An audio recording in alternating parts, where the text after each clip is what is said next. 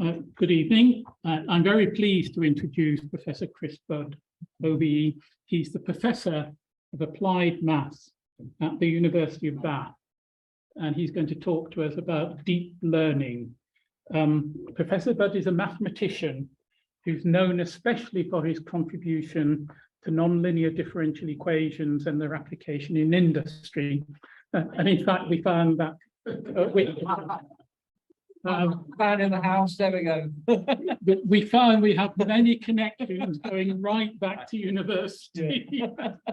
In January 1922, became principal investigator of a £3.5 million EPSRC, Engineering and Physical Science Research Council, programme grant called Maths 4DL on the maths of deep learning, joint between Bath, Cambridge and UCL. That's running till 2027.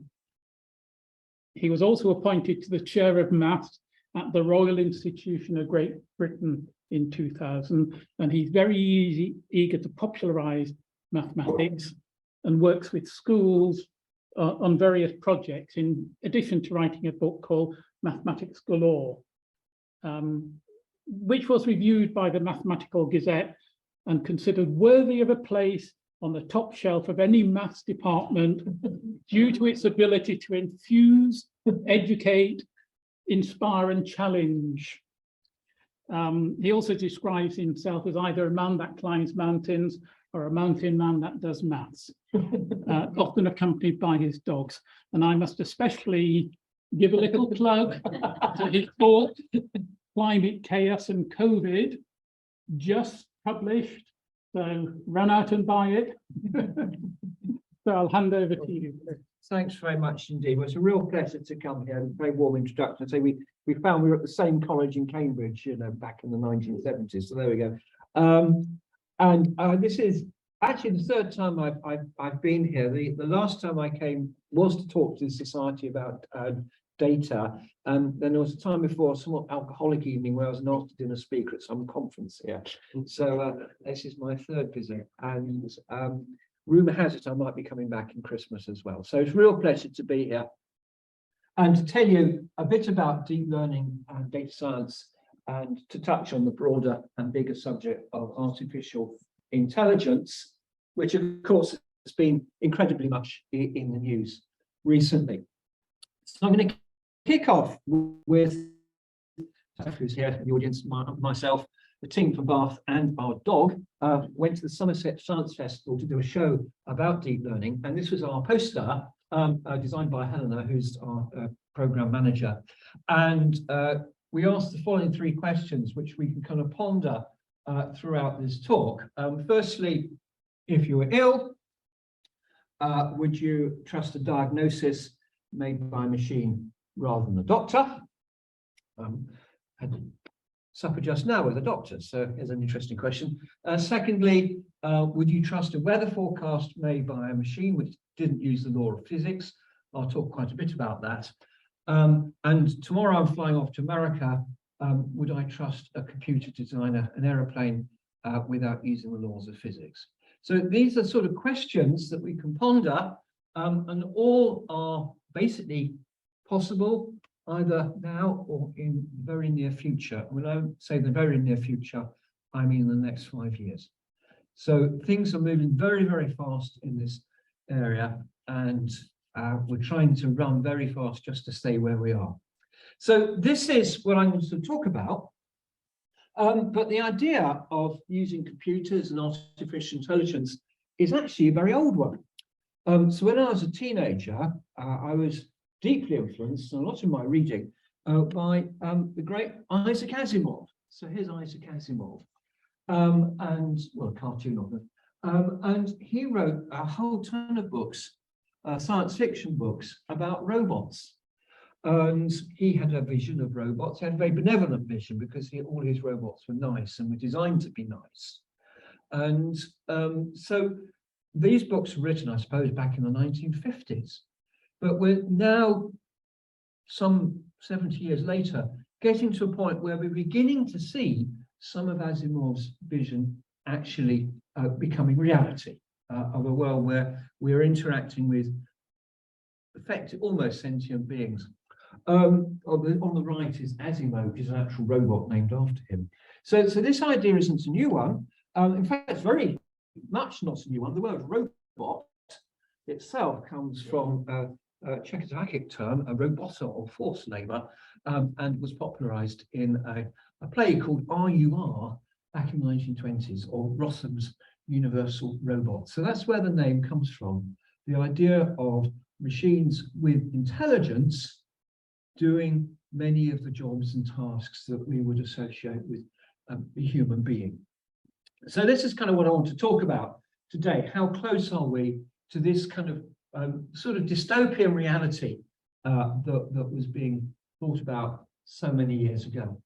And I suppose it may be even earlier than that, in Frankenstein and so on, all of these kind of related sort of stories. So nowadays, robots do exist. Things called robots build our cars. Okay. And they've done rather well, because you can train a robot to build a car. Robots can drive cars. We've all heard of driverless cars. They're now allowed on motorways. My understanding is that they can go on motorways. It may soon be the case that more cars are driverless than otherwise. But we're going to talk a little bit about why that may be a bad thing as we go through the talk. But the question is, how close are we to this vision of Asimov? And it's interesting, I'm giving this talk now. It'll be interesting coming back 5 years later and see how much has changed. I bet we'll be in a different world in 5 years' time, the way things are going. So I should also say, robots can write your biography. So who's heard of ChatGPT? Okay, so you can go to ChatGPT and get it to do things. So I thought I'd ask it to write my biography, but didn't just ask it to write my biography. I asked it to write it in the style of Ronnie Barker. Why not? And here it is. Well, hello there. Let me tell you about this fellow, Chris Budd. He's a mathematician, but don't be scared. He's no dud. He's got a brain the size of a planet, I tell you, etc., etc. And if you ever met Chris Budd, just give him a grin. Tell him Ronnie Barker sent you in. He's a man of numbers. He's also a man of fun. And when you're with him, you'll never be done. So I was really rather taken by that. In fact, it wasn't too bad, either a biography or. So just spewed out. Yes. So if you can go to ChatGPT. You type ChatGPT into Google, and you can go into it, and it gives you a thing at the top, and you can type any question in you like. And sometimes it says, I can't answer this. I'm an artificial intelligence, but half the time it will do that. So Ronnie Barker. You could, if you prefer, have it in the style of Jane Austen. Or we'll see another one later on, but this is ChatGPT, and we'll talk a bit about this. We are seriously worried in universities, students using this to write the essays for them. But actually, it's very easy to spot because generally student essays are far worse than stuff that's coming up. But we will come back to this later. So this is where we are now. This is where we are now. It's amazing what there is out there. But we'll come back to this. So let's talk about artificial intelligence. The real ideas of artificial intelligence, I suppose, are the kind of person that's generally associated with it is Alan Turing. So this great mathematician who was at Cambridge in the 1930s and then went on to work at Bletchley Park during the war. And he's very famous for breaking the German codes. In my community, he's equally famous for his work on designing and developing computers and his thoughts on artificial intelligence. He also did a lot of work in biology that's less well known. And he came up with the idea of strong artificial intelligence, which is the ability of a computer to exhibit general intelligence. And this can be decided, in his opinion, by a thing called the Turing test, where the idea is you can communicate with something, and if you cannot distinguish between that thing and a human being, then it has passed the Turing test. Now, ChatGPT isn't there. You can very quickly work out that ChatGPT isn't a human being, but that's the Turing test. There's a lovely film I really enjoyed called Ex Machina, which is all about whether you could detect whether somebody was a robot not. And the unfortunately, the conclusion of that film was one of the distinguishing features which made people human was that they wanted to kill each other. And that's what we decided. Anyway, that's another story. But that was Turing's thing. So that's strong artificial intelligence. Spoiler alert, we're not there yet. Okay. 5 years time, who knows, but we're not there yet. Sort of area I work in, do a lot of work in, and this is my kind of group, is a thing called weak artificial intelligence, which is where you train a computer to do a fairly specific task. That's often called machine learning. So ChatGPT is a sort of example of that. You can train it to write a biography, you can train it to write an essay. The areas where you may well have come across it are sort of sat-navs. There's a computer showing you where to go. You can get computers that you can talk to and they'll understand you. Speech recognition. Banks use these sort of things to detect fraud. Driving a car is another. Weather forecasting we'll come back to. And diagnosis of illness is something you can train a computer to do to a certain extent. So that's specifically training the computer to do a general task. This is where we are now. So I'm going to mainly tell you about machine learning, how it works, what its limitations are, and maybe where we're going on from there. Okay. So that is just different from Asimov's idea of a robot. This is somewhat simpler. And you've all probably got examples of machine learning. I was just seeing where my mobile phone was, but in your mobile phone, doing things like that. Predicted text, for example, is an example of machine learning. So that's where we are. And this is kind of the area where so when I started computer programming back in the 1970s, we'd work out instructions, we'd tell the computer what to do, it would go off and do it. Machine learning is essentially where you point the computer in generally the right direction, and it goes off and learns what to do on its own. So here we have the Royal Society saying it's that branch of AI that allows computers to learn directly from their examples. Okay. And here we have the CEO of Google. It's a transformative way by which we're rethinking everything we're doing. And this is true. We're having to rethink a lot of the way we do science, that's what I am, the way we teach, or indeed the way we interact with the world that we're in. Okay, so that's what we are. Deep learning is another word that's used, which is a type of machine learning. It's the process by which machine learning is done. And this idea goes back, it's fairly recent, it was sort of late 1990s, where people started to say, well, if you want to train a computer to learn, it might be a good idea to try to get it to mimic the way the brain works.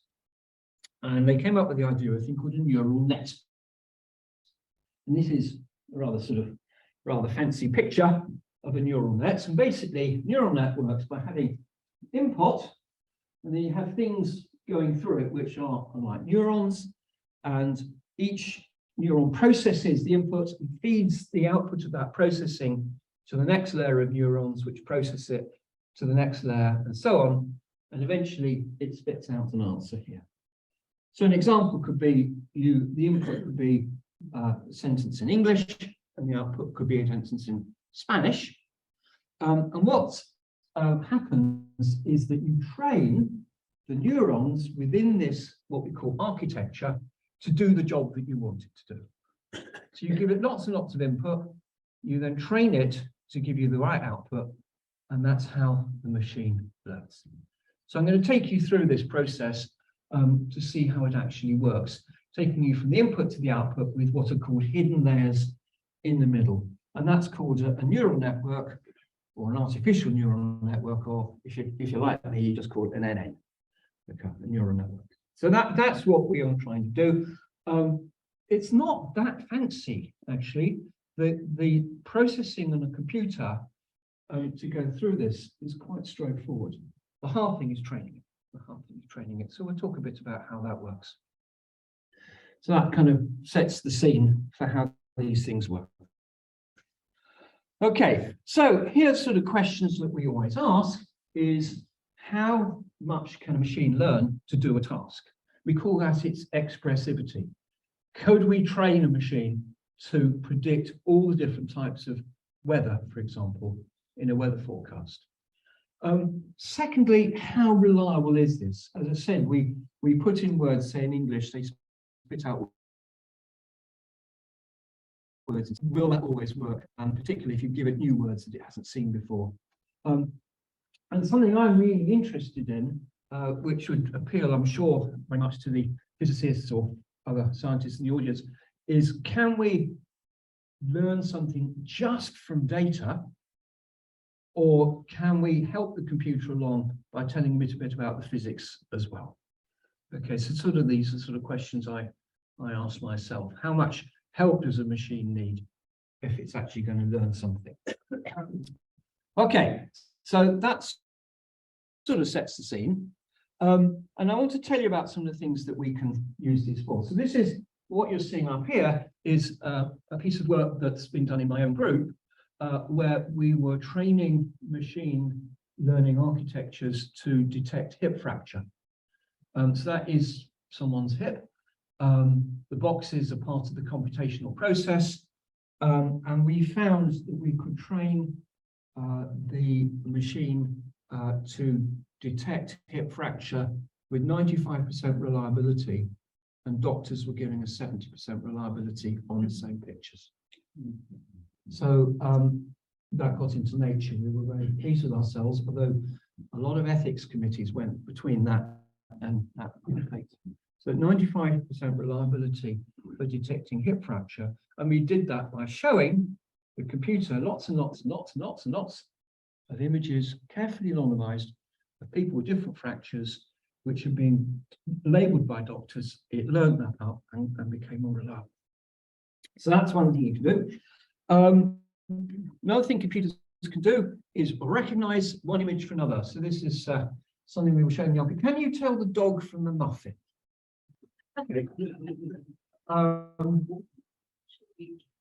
That's a dog. This is actually quite hard. The computers don't necessarily do that so well, but recognizing images is something computers are getting better at. So that's something they can do.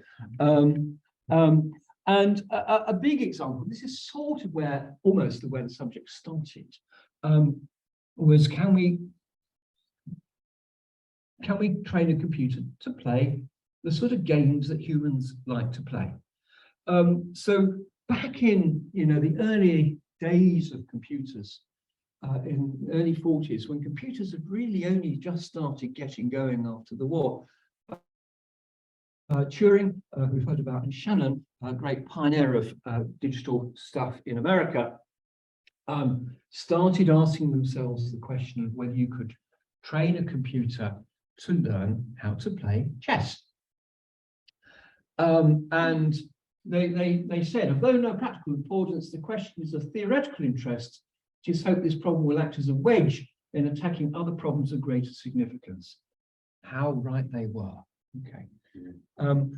Often mathematicians like myself are criticized for doing problems which could be of no practical use, but one of the reasons we study those problems is that it helps us solve later problems which do have practical use, and chess playing is one of them. So let me tell you how chess playing has evolved on computers. So the original chess playing computers were based on ideas from grandmasters. So they talked to grandmasters, lots and lots of grandmasters, and they asked the grandmasters, how do you play chess? Okay, what strategies do you use? How would you look at a set of pieces on the board and work out what to do next and how strong that position will be? So they talked to these grandmasters and tried to replicate their thought processes and the sort of way you go from one move to another. And there are kind of two types of approach, one which looked at every possible move and others which would prune them. But these programs were not really artificial intelligence, it was more borrowed intelligence from a grandmaster. But they got pretty good. And 1997, they had the first computer called Deep Blue that actually would be able to beat the world champion, Garry Kasparov. So that's AI, but not very frightening AI. It's like saying you can train a computer to do something if you've got someone really very clever who can dump all their information knowledge into it. What's rather scarier is what came next. And what came next was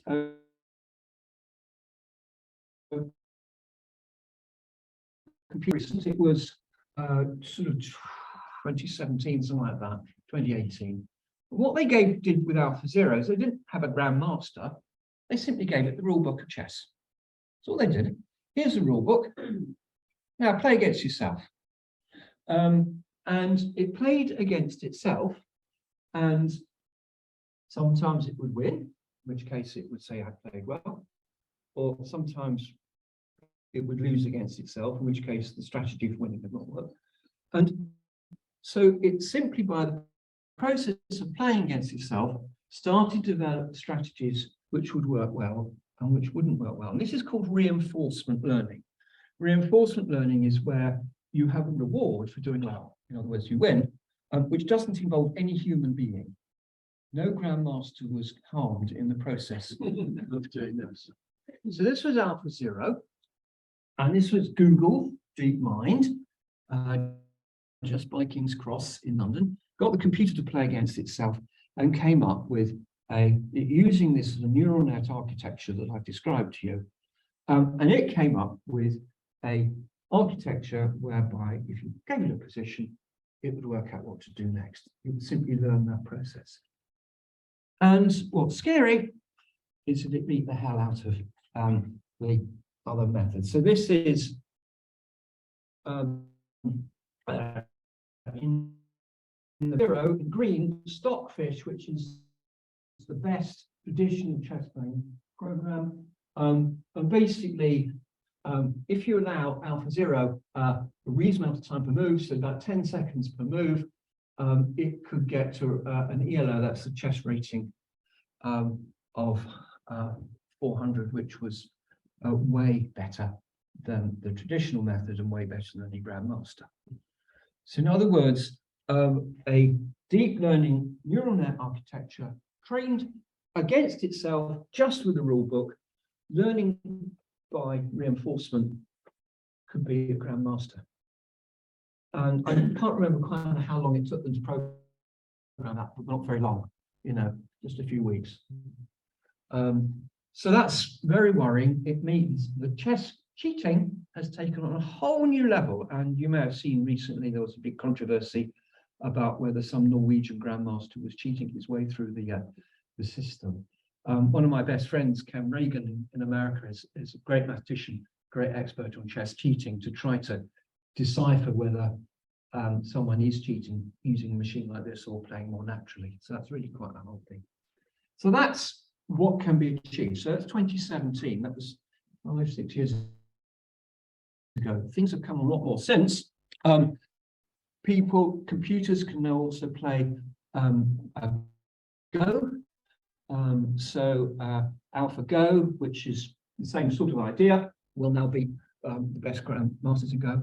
If you can get it to play poker, and I'm reliably informed, even Scrabble.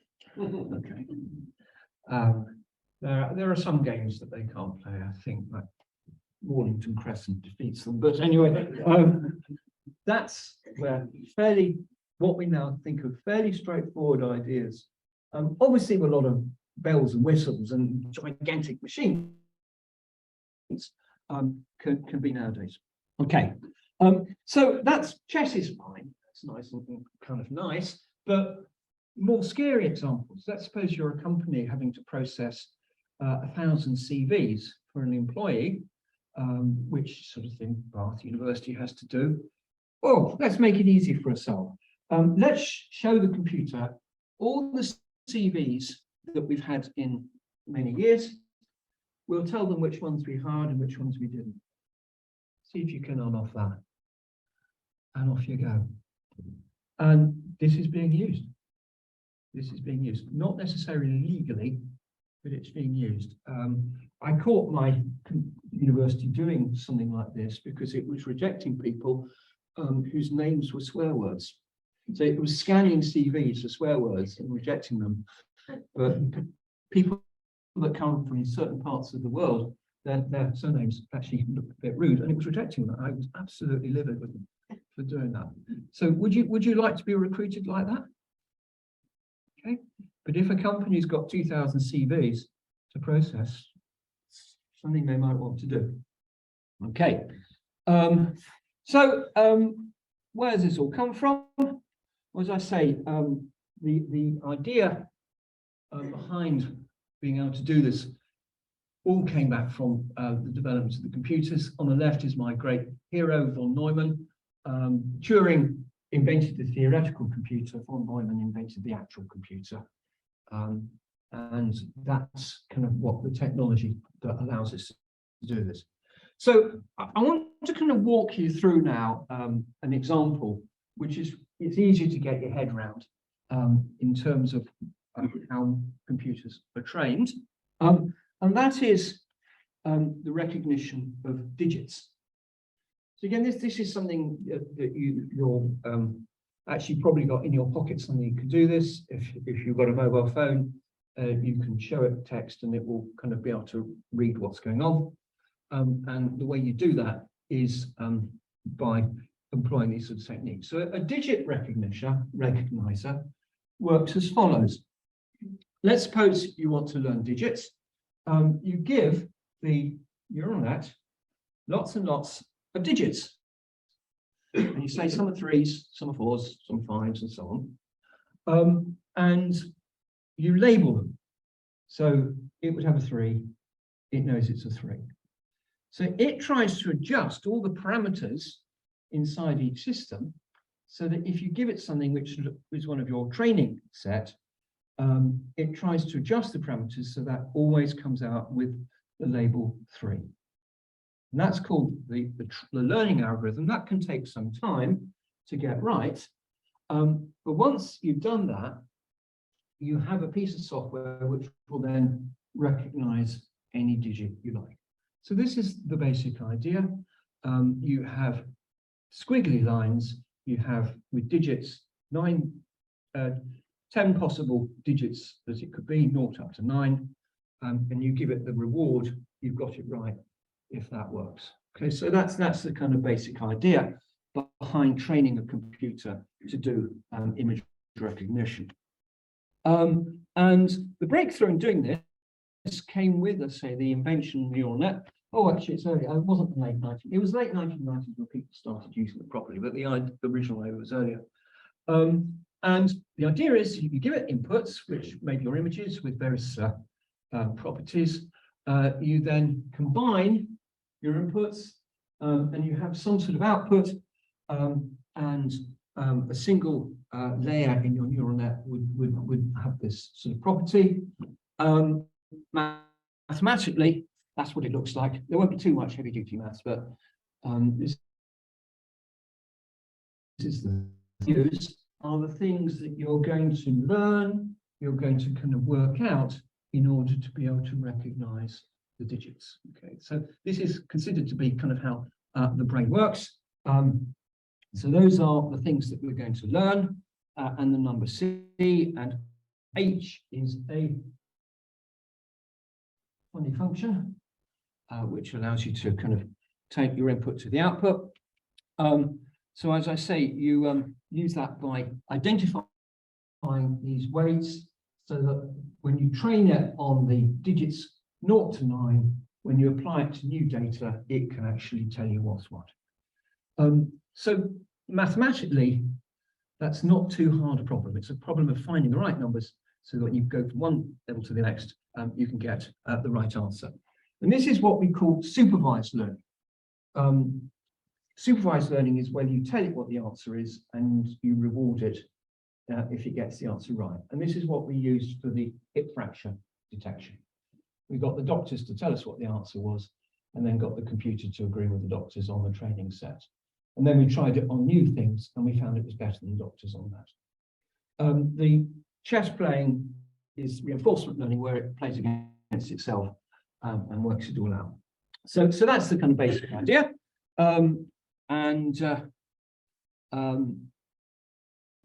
This is kind of the way it sort of works. If you give a computer, say, digit 3 or a digit 4, there will be various what we call attributes of the image, which would correspond to, say, orange dots for a 3 and blue dots for a 4. And you want to try to draw a line which separates one from the other.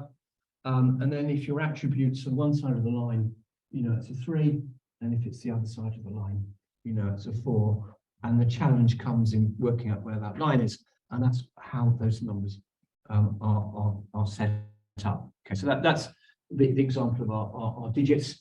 You can do the same for cats and dogs. When we did the science festival last week, I took my dog along. No, we didn't take a cat. How do you tell a cat from a dog? Well, cats are generally smaller than dogs, so that helps you. Dogs are various levels of domestication, taking a cat, and you kind of draw a line through them to kind of differentiate one from the other. That's how you tell a cat from a dog. Let's see, dogs generally are smaller, are larger, they've got bigger ears and so on, and that's how you kind of work it through. And it's all done by changing these coefficients. So it's actually how it works. You have this input, you have these layers, you find your coefficients, you have the output.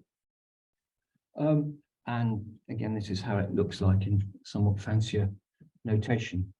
And there's our cat and the dog. Given to it goes through this, works out the weights, and decides whether the output is a cat or a dog.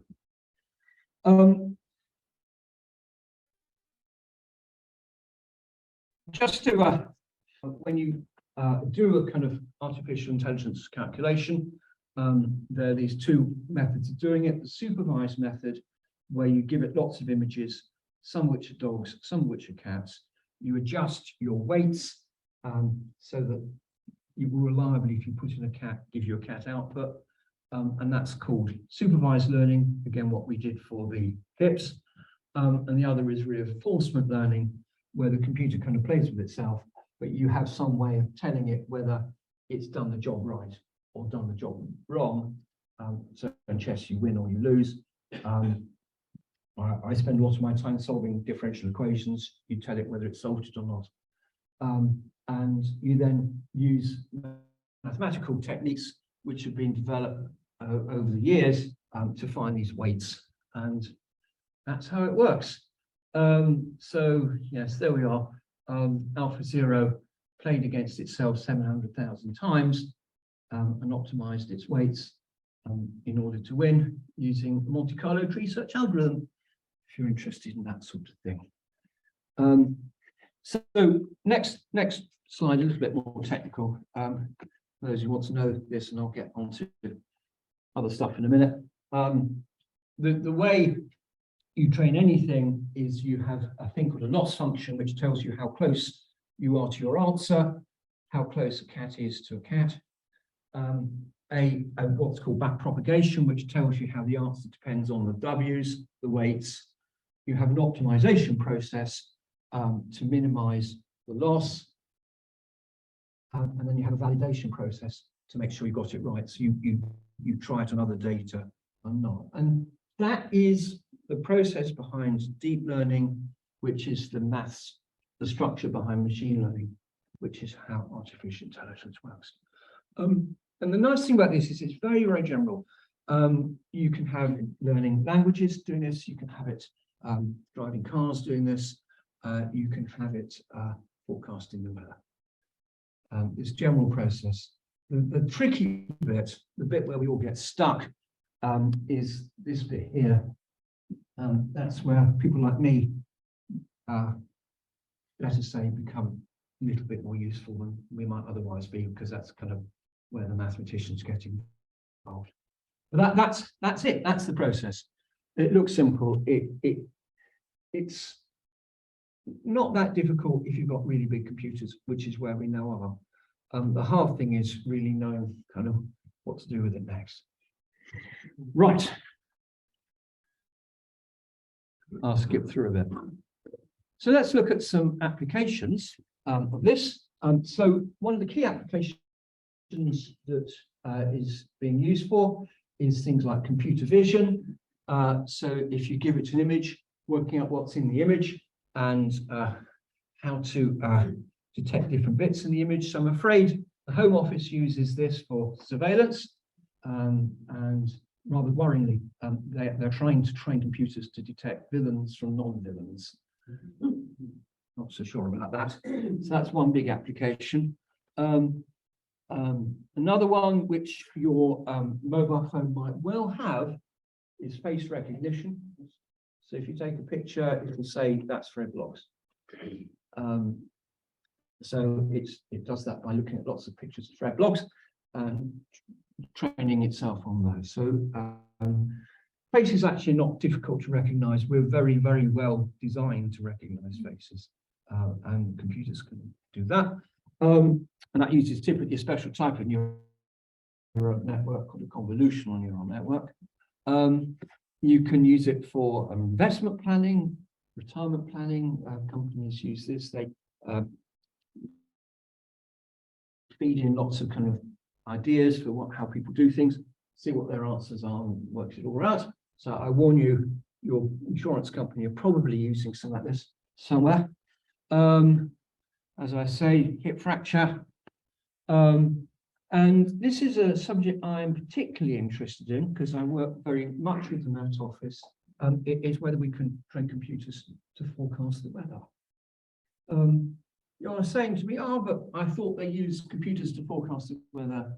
They do. The current weather forecasts are based on the laws of physics. And the question is, can we train a computer to forecast the weather just on data? So you show it lots and lots of weather, and you say, well, based on that, what's it going to do tomorrow? Okay.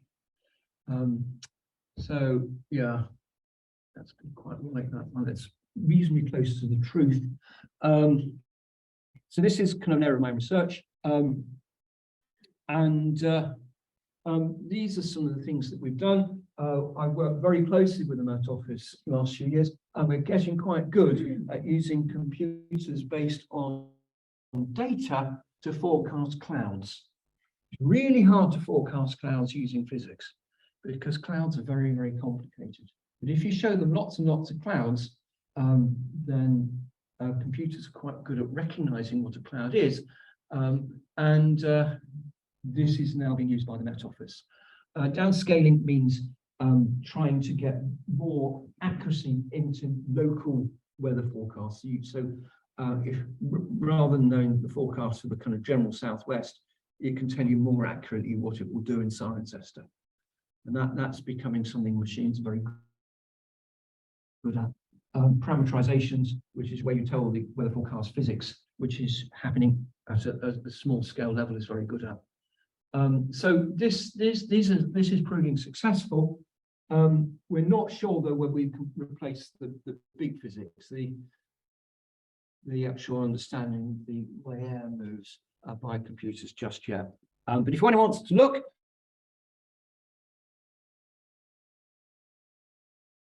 here's my notes. Well, I should say this project we've got, Maths for Deep Learning, we work very closely with journalists and tell them what we're doing, and then they turn that into articles. And if you want to learn a bit about how AI can predict the weather, here's an article by them. Another thing that we've done in my group is we're trying to see what energy demand is going to be in the future. And we've trained the computer on climate data for the last 10 years and how that's influenced our use of energy for the last 10 years. And then that is now being used to try to predict what our energy demands will be with the changing climate over the next 50 years. So again, this is using exactly these sort of techniques. And well, we don't know whether it's right or not because we've got to wait 50 years, but we're trying to advise people on that. And for those who like differential equations, which I do, you can use it to solve differentials. Okay, I've told you about what we're doing, but there are quite quite big problems with this approach. So I say the idea is you give it lots of data, you train it up, and off you go. So you give it lots of CVs, you would say in advance that was successful, that was a failure, and then you give it some new CV and it would spit out an answer. And that's a black box, and you haven't the faintest idea what it's doing in the middle to get you there. And that's ethically a very, very problematic area. What are they actually learning how reliable this is? So it's significantly difficult.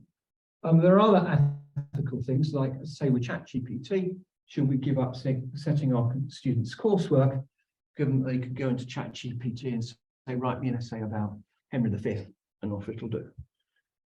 So these are interesting questions. This is what we're facing at the moment. So those are problems that we have. There are other interesting problems. So here's a classic statistical one. Correlation, causation. If you train something on data which is going in a certain way and something else goes a certain way, it's very tempting to associate one with the other. So the joke is that everyone who associates correlation with causation will die. Think about that. Here's showing the danger. This is in the red, we have US spending on science. In the black, suicides. You can see they're clearly related.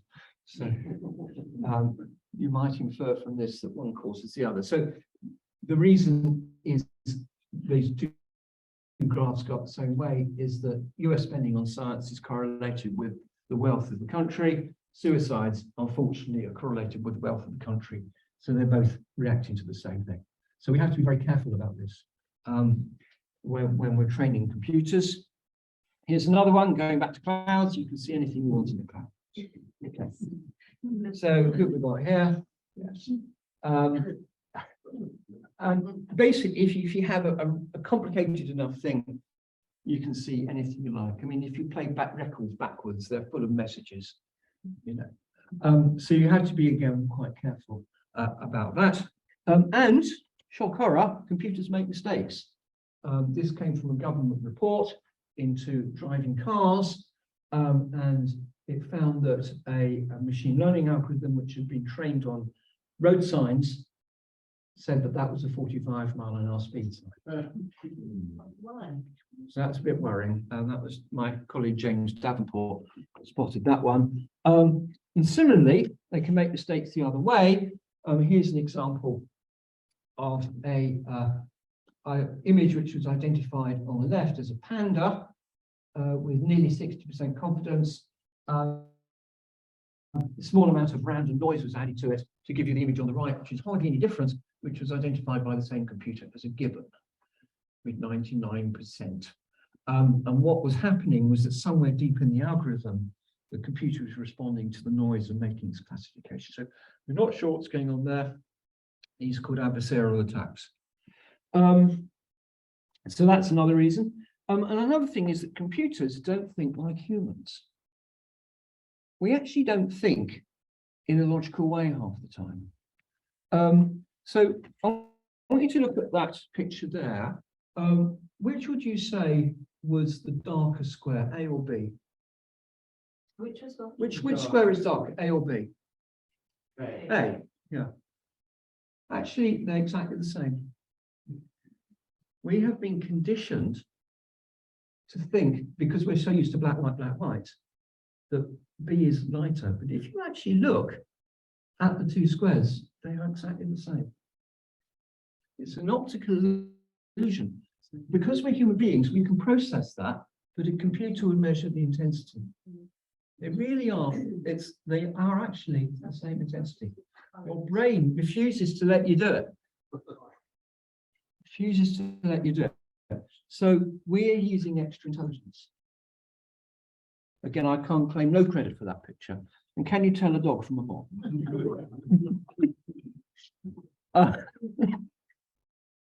That's a dog. So there we are. And another problem, and this is very related to weather forecasting, is if you learn from data and make predictions, If you go away from that data set, it can be very hard to make decisions, but a computer will still try. So the classic is, if you trained a weather forecast in California, would that allow you to detect a storm in the UK? Going to California tomorrow, so there we are. We'll see. So I'll just conclude, because I'm a mathematician, and I won't take long, with asking the question, can a machine be a mathematician? So this is a subject quite close to my own heart. And answer number one, if you want to do certain types of maths, like lots and lots of quick calculations, a computer can do billions of calculations in the time it takes a mathematician to do one calculation. So computers are very, very good at doing that sort of maths. Computers are very, very good at doing algebra. When I was at school, we had to do it by paper. When I was a student, you could do algebra by a computer. And it makes life a lot easier. Nothing terribly wrong with that at all. It all helps. So they can do algebra. Robot project in Tokyo managed to successfully train a computer to pass the Tokyo maths exam to get into university. So they can do that sort of thing. But I was pleasantly surprised that going back to ChatGPT, I asked the computer to do the following: integrate the square root of 1 plus sine x squared, which is a tough, but not that tough, first year question. And it produced a wonderfully great answer, which was exactly the sort of garbage that I normally get from a bad student. It was really good. It produced this, which I'm sorry, it's a bit mathsy, but it's wonderful. It's just the sort of mistake a bad student would make. And I was quite encouraged by that. So there we are. And at a fundamental level, it's interesting that there are, in fact, many problems even a good computer can't solve. And one is factorizing large numbers, and that's fortunate for us because our banking security depends on that. No one has been able to train a computer yet to factorize a large number, and if they did, our credit cards would stop being quite as secure as they were. And Kurt Gödel, over here, as a philosopher in the 1930s, contemporary Turing, in fact, that actually managed to prove mathematically that computers can't solve all problems. So that's quite a relief. So there are limits to what can be done. But here's, a big question: can a machine learning algorithm be creative in the way humans explain it? So, is it feasible to say, if you play all of Mozart's symphonies, could it compose Mozart? Well, things are moving in that direction. You can get computer composed music. ChatGPT will sort of do this for you, which doesn't sound too bad. And so things seem to be moving in that direction. Now, hopefully we'll never beat Mozart. And so just to test it, I said, describe Chris Budd in the style of Brahms. So yes, it's very close to Chris Budd, master of maths. It's my favorite composer, by the way. Most working 20. So that I don't know. You might decide whether that's reasonable or not. But I think the last word actually will go to one of my students, Tina, who designed a poster for us for the Science Festival. So here is our can you tell a muffin from a dog picture. But then she said to the ChatGPT, compose a poem for me about this poster. And this is what it came up with. That's an actual poem written by ChatGPT about this poster. I don't think it's so bad. And that's presumably learned by looking at all the poems on the internet, which is a vast amount of stuff to learn from. And there we go. So that's almost the last word. But I'll just say, are we close yet to general AI? This seems as far away as ever at the moment, but I'll come back in 5 years' time and we'll probably see how silly I am, because this lecture will be delivered by a robot. And it'll be better than anything I can do. Just to, bit of an advert. This is, if anyone wants to learn more about deep learning, this is the website for my group, and there's all sorts of articles at a kind of general scientific level, which you might find. So if you type maths for DL or M for DL, there we are. And there we are. I will finish there, and thank you for your attention.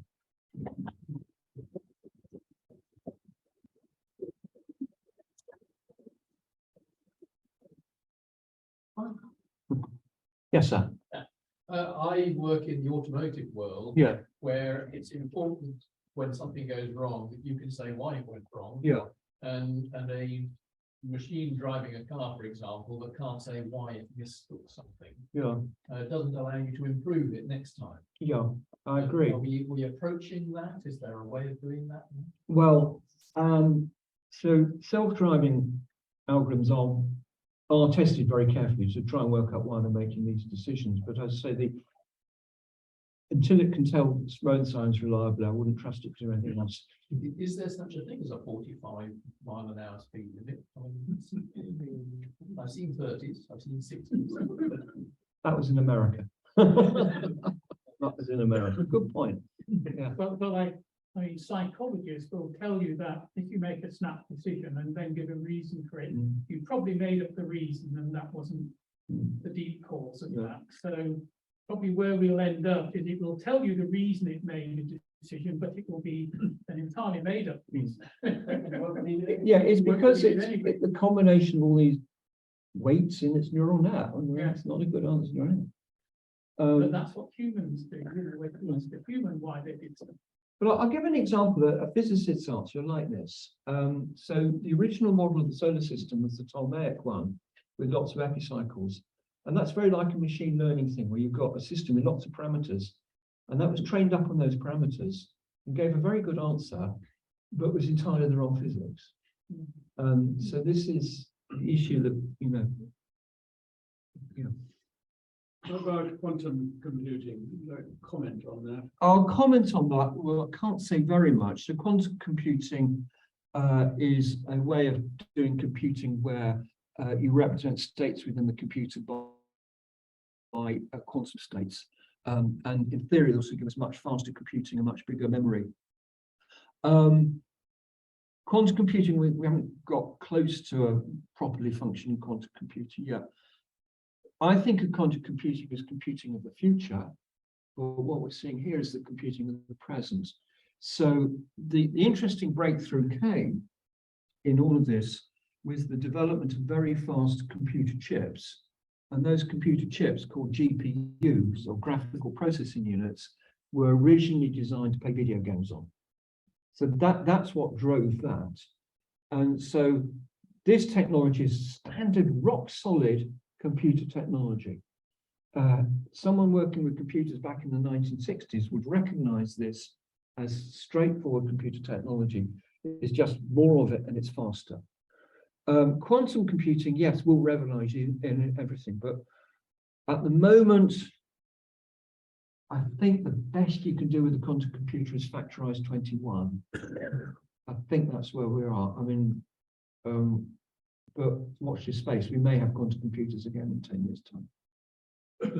And then your credit card will again not work so well. Yes, sir. Do you think laws will stifle it? There was an article in the press recently, we've been talking about problem solving. Yes. This is a more creative thing, where somebody had used Yeah. AI to create an artist picture Yes. of a tiger. Yes. And somebody who'd taken a photograph of a tiger complained, saying this image is not a direct representation, but it's very much in the style of my art, my photography. I think Big complaint about can we that's a very hard one. I mean, the cat's out of the bag, to quote a phrase. I mean, there's lots of discussion about it. I mean, the chief, was it Elon Musk, said we should simply stop. He's going against the way human progress has worked. Good luck to him. I mean, I thought you were going to ask another question actually when you started, because in the US, these sort of techniques have also been used in the legal system to make legal judgments. Well, And that's an ethical, huge minefield. And you can't do this in the UK, but you can in the US. Yes. When you were talking about CVs, Yeah. I think you said that you gave the computer the CV and told it whether you hired the person or not. Yeah. I just wondered whether, for those that you had hired, whether you might have told the computer whether they turned out to be a good. Oh, that's a good. Well, we don't use that. I can't, that's not something I personally use. Of course, we all make bad hirings.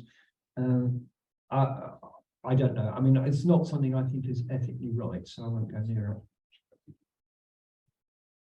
But I say what I was objecting to was they were using it at Bath to screen CVs to say whether we should look at them or not. And it was essentially screening out blasphemy or, rude stuff. And it was screening out people whose names were rude. I was absolutely rude. And this was, oof. Yeah. Yes.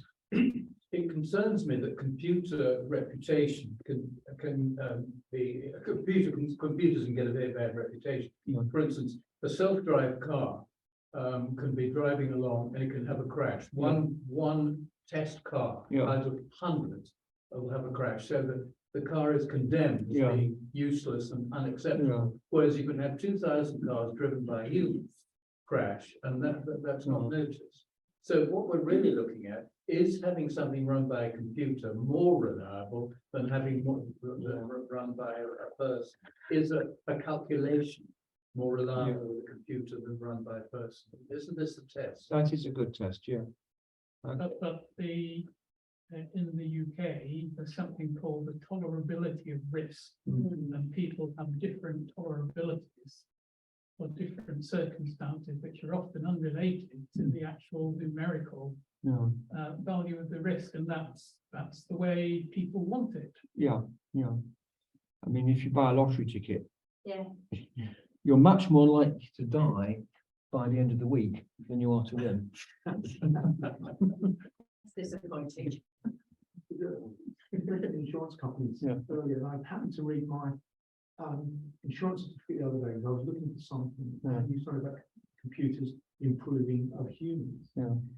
My car has got a self-parking function. Right. Oh, wow. I found out by my insurance company, the insurance company will not pay out for accidents when using the self-driving Oh, function. wow. Which is strange. So as a bad driver, I can crash as many times as I want. But when you try and use a computer in a small space. I didn't know that. No, that's Liverpool in Victoria, I think was interested. Oh, that may change it. It's worth checking your insurance. But I think this goes back to your point. Yeah. Yeah. There's with an algorithm, there's no scope, is there, for anomalies? Not really, because it's. Well, there are. No, I think. There is. Oh, there you is you scope for can anomalies. easily fall an algorithm. Okay. Yeah. Yeah. But this is the point I made about the back a bit. This one, where the algorithm was unstable. So you could give it two pictures which to human eye are indistinguishable, and I think we would both agree that those were given pandas. But because the algorithm was doing things in a funny way, Yes. it was coming up with the second one. So algorithms, oh yes, they can make mistakes all the time. They do make mistakes all the time. I mean, Yes. one of the issues was, again, going back to this to the CV side of things, is that computers can be very racist. If they're trained by people who are racist themselves, Right. they will learn to be racist. Wow. And one of the issues, for example, with the self-driving cars, as you said, it misinterpreted a sign. Well, the problem is if an algorithm is in 10,000 cars who are all using the same road junction, Yeah. Yes. they will all systematically make the same mistake. Yeah. And that's a real issue, because you get the same software in all these cars. So, I mean, this is the thing, don't trust a computer just because it's a computer. Computers make mistakes. They make mistakes partly because of the way they're programmed. But some of these algorithms are just unstable. I mean, yes. Question on behalf of my son. I'm trying to drag him down here tonight, but he said he's too busy revising for his exam. Excellent, He's man. doing maths at Bristol. Is he? What, PhD? Yeah, undergraduate course. Yes. Under- maths. yeah. He's very much aware of AI Yeah. and ChatGPT. Yeah. And you've mentioned that you don't necessarily like your students using it, but it's also a very good tool. I don't mind them using it. Would you think students should? I mean, they're going to use it, but I don't mind. I mean, I'm a computational mathematician. I've used computers all my life. But you should always look at your answer. Yeah. But you see, with maths, we have face-to-face tutorials at Bath. They have them in Bristol. That's a very quick way of seeing whether it's actually gone into the brain of the student. No, I don't mind at all. Heck, they're going to use it. They use Google. And Google isn't that much different from ChatGPT. So it's a tool. This is our generation. They're going to be using it, but they won't be able to use it when they sit and do their exam. So anyway, good luck. Which year is your son-in-law? He's in his second year. Second. Good luck. I used to be a lecturer at Bristol, he says. Could I raise the point about just what's been said, particularly in essay Yeah. kind of questions? And it really is, I mean, are we actually now teaching students the wrong things? If a computer can write the sort of essays that we have used as examination tests, That's do we just actually decide to teach students different sorts of things and say, if you want to write essays, that's the way it's done? I think nothing wrong with that. Things have evolved over the years. And, so some of my colleagues at Bath in the education and psychology department wrote an article recently. It was in the BBC News yesterday, so you can go on to the BBC News and have a look on exactly this point. So I might direct you towards that. But they were looking at all the essays, and it's the same I find with the maths, that the essays you get are quite, it'll produce a sort of mediocre essay quite well. But the difference between that and a good essay is still, at the moment, quite a big gap. But we shall see. The worrying thing about these things is that every time you get it to ask it to write an essay, it's going to learn something new. So it's learning fast. Yeah. Are universities, or do you foresee universities using AI for mark exam papers?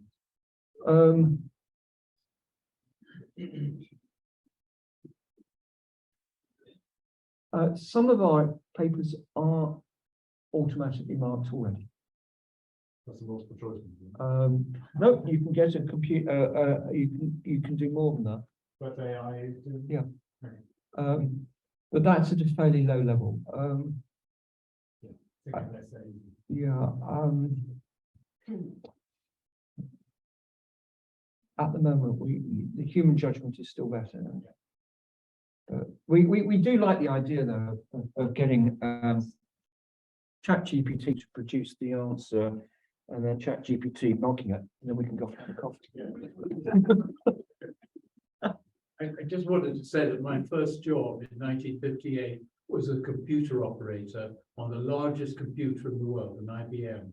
It was in a room about the size of this, and it had 32K of central memory. Excellent. And we were so proud to be involved in such a powerful machine. Fantastic. Well, yeah, but you can still do quite a lot with that. My first computer had 16K memory. Well, there you go. Yeah. See, we were way up. Way up. Where was that, if I might ask? Almost. You're Aldermaston. What you was that JCL you were programming it or? It was basically machine language. Yeah. Yeah. And then there was this revolutionary software coming in called BASIC. I use BASIC, not Fortran. It was being thought about. Yeah. Could I give you another example of AI in education, which might scare you? Yeah.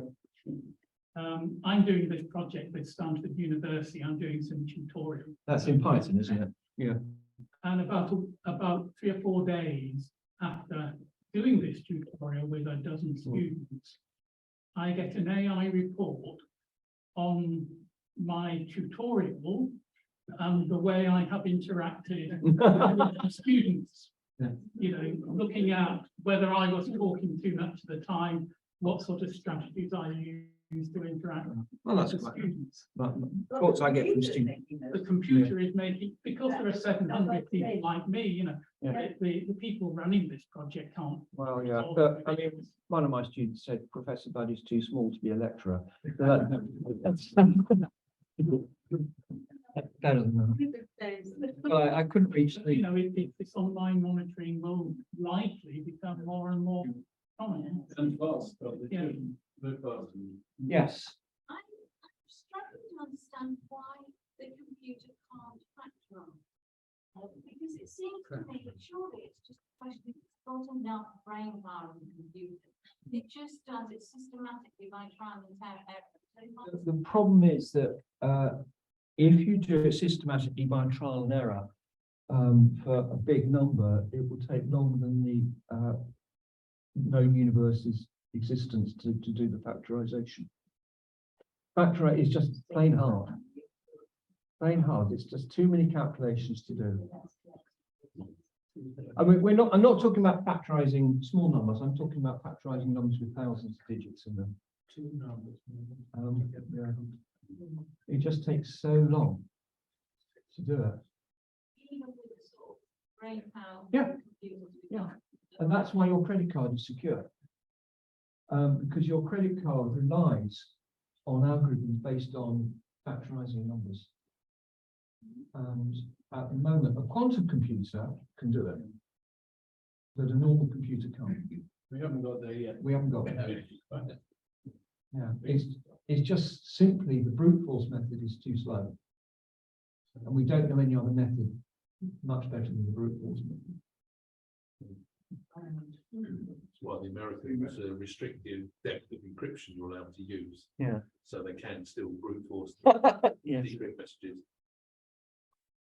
Well, triple DES is still pretty secure. Sorry. Yeah. No, you were comparing early on about weather forecasting and taking information Yeah. and one for present laws of physics. Are we going to get to a point where it's going to start machine learning to questioning the laws of physics and changing all of them?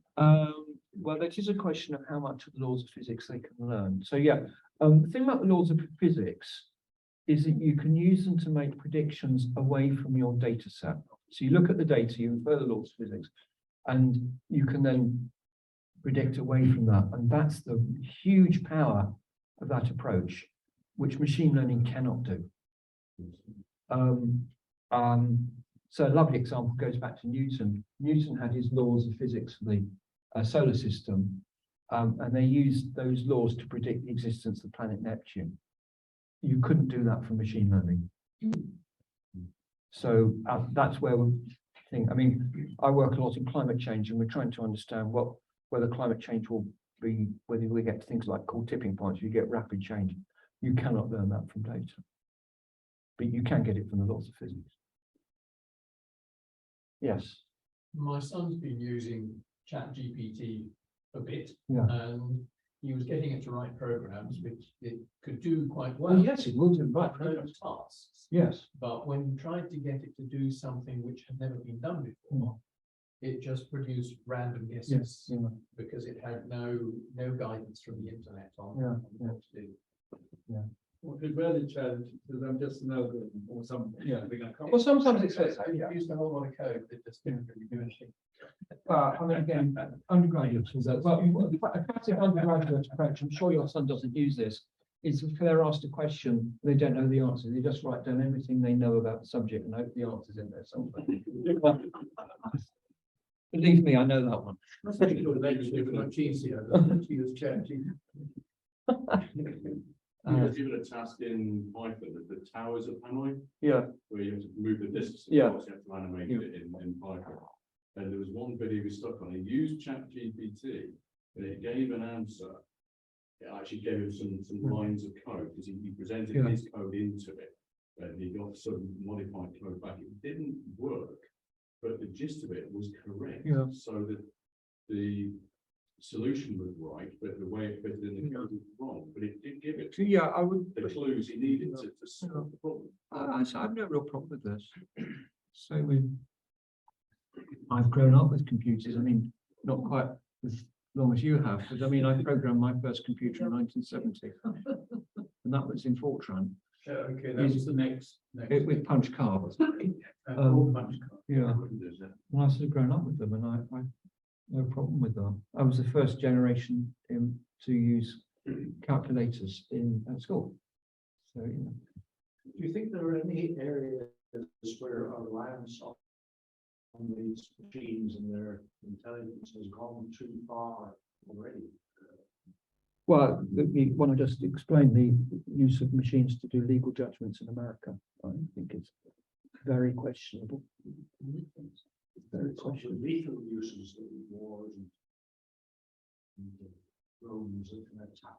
devices. Well, yeah, unfortunately, all technology ends up being used in that way somewhere, but I have a nice project at the moment where it's to do with drones, and we're using them to help replace weather balloons to detect what's going on in the weather, and that's using machine learning, and we're quite pleased with the way that's working. So, like all things, you know, you can use things for good or bad. Unfortunately, human beings are not very good at using them, but not bad things. Yes. Yes, I can see that there is a useful diagnostics, Yeah. which I think it's very limited. Yes. I think it's very limited. Patients are subjective. Yeah. You know, you ask one person how their pain is on a scale of 0 to 10, and one person will say 3. There's another person the same pain will say 5. So I think they're interesting as a diagnostic aid, in the sense that when we train at medical school, we're given lists of symptoms and signs for individual conditions, illnesses.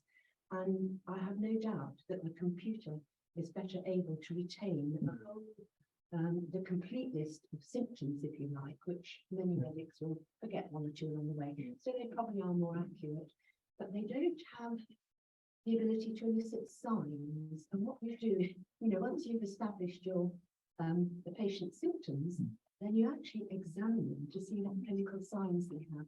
And a computer can't do that. So whereas it might be an aid to a differential diagnosis from various lists of symptoms, and they're using it now with 111, aren't they? They have algorithms and they work through them. That's right.